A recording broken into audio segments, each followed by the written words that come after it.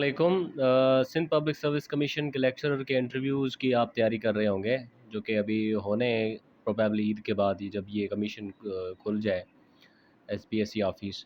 तो उसकी तैयारी में मुख्तलिफ़ एरियाज़ की प्रिपरेशन के अंदर जो हर सब्जेक्ट में जो इंग्लिश हो, बायोलॉजी, इस्लामियात, केमिस्ट्री, उसमें से ये एक सवाल मोस्ट एक्सपेक्टेड सवाल है।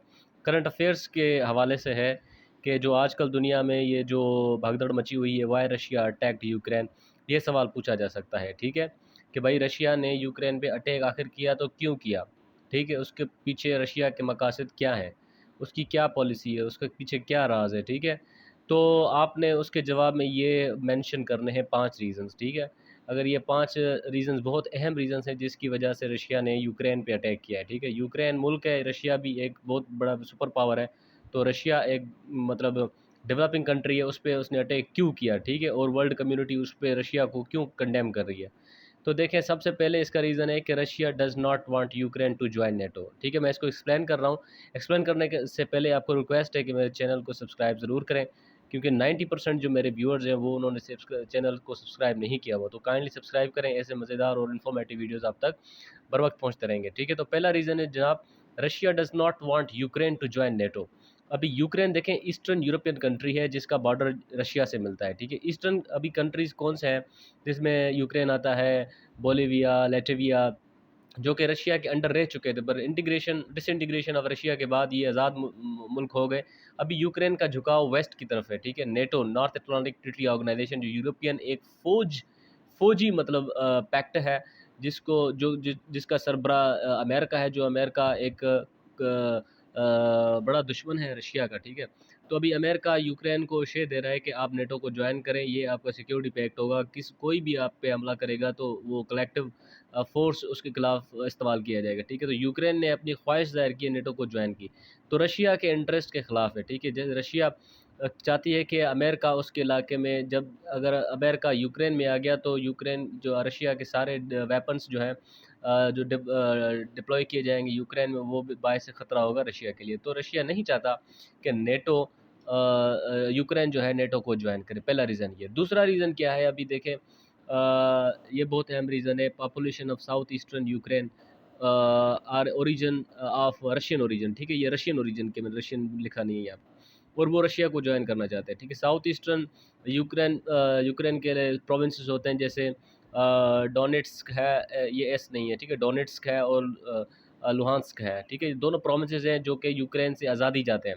वहाँ पे रशियन ओरिजिन के लोग रहते हैं, जैसे देखें ना, इंडिया के अंदर आईओके, इंडियन ऑक्यूपाइड कश्मीर में सारे मुसलमान रहते हैं और वो वहाँ से आज़ादी लेना चाहते हैं। तो वही किस्म का जो है सिलसिला इन दोनों प्रोविंसेस में मौजूद है। तो रशिया इन प्रोविंसेस के लोगों को सपोर्ट कर रहा है, तो कि आप जो है हुकूमत के ख़िलाफ़ खड़े हो जाएँ, और रशिया आपको इकनॉमिकली और लॉजिस्टिकली सारा कुछ सपोर्ट करके, अभी तो रशिया बिल्कुल हॉट वार के अंदर शामिल हो गया है, और वो उस पे बहुत बड़े उसके जो सिटीज़ हैं, कैफ जो कैपिटल है यूक्रेन का, उस समेत उसने तबाह नस्तनाबूस करने पे तुला हुआ है रशिया, ठीक है?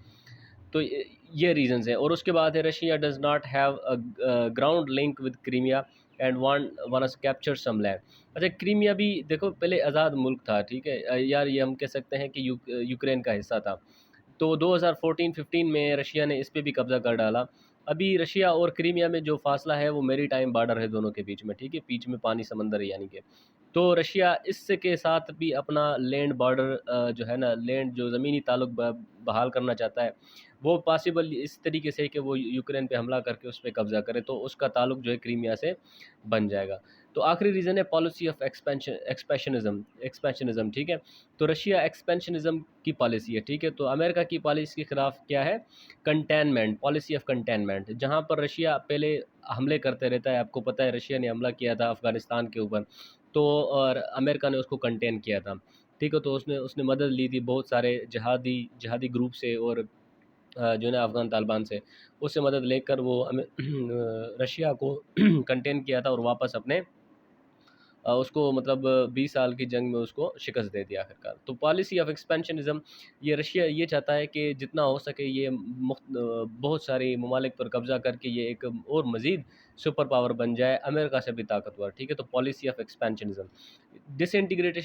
ग्रेशन ऑफ रशिया जो थी, थी, मतलब तकरीबन जो 15 ममालिक रशिया से टूट गए थे, वो 15 ममालिक आखिर रशिया में आए कैसे? तो थ्रू एक्सपेंशनिज़्म।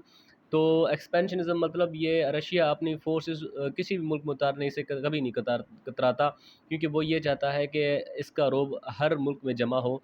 तो ये अमेरिका को बात पसंद नहीं है। तो अमेरिका इसके बरक्स, क्योंकि जब कोई जो है ना वो थीसिस बनता है तो उसका एंटीथीसिस अमेरिका खुद ही बना लेता है।